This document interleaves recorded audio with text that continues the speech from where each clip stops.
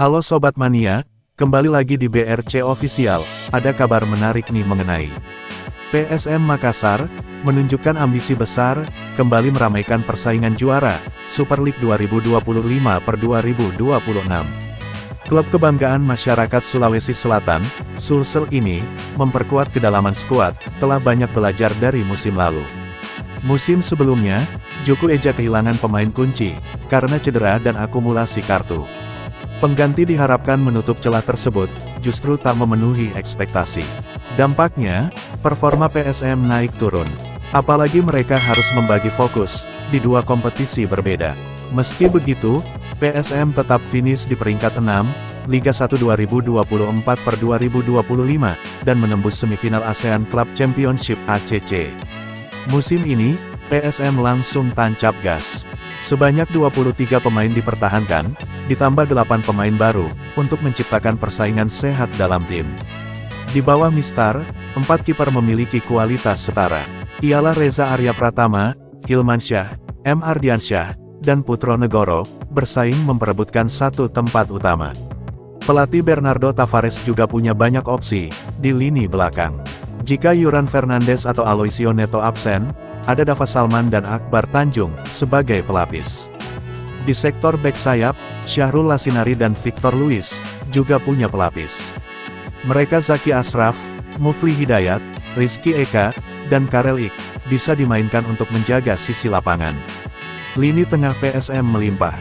Bernardo biasa memakai dua gelandang, bertipe petarung. Ada Akbar Tanjung, Rashid Bakri, M. Arfan, Ananda Raihan, Rifki Dwi Septiawan, dan Reski Fandi. Di sektor kreatif, ada Savio Roberto, Daisuke Sakai, dan Ahmad Fahrul Adiatya. Untuk penyerang sayap, ada 10 pemain bertalenta, berkecepatan, dan punya teknik mumpuni. Di lini depan, 3 nama menjadi tumpuan, Alex Tankwe, Arham Darmawan, dan Abu Razak Kamara. Namun, Abu Kamara belum juga bergabung.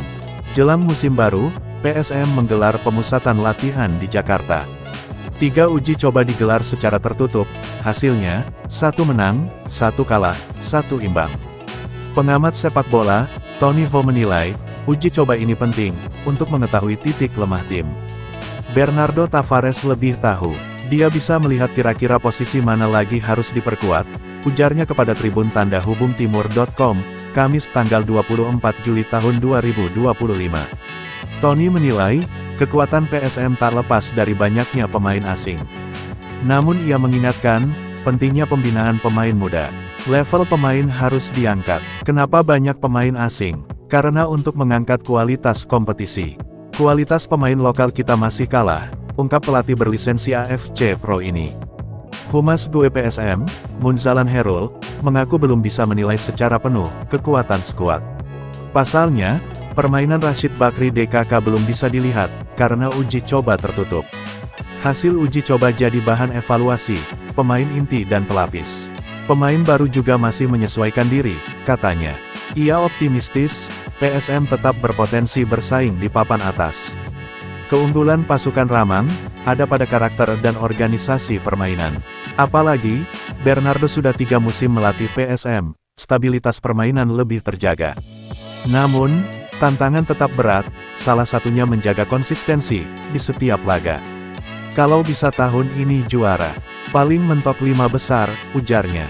Nah itu dia sobat untuk update kabar hari ini, bagaimana pendapat kalian sobat?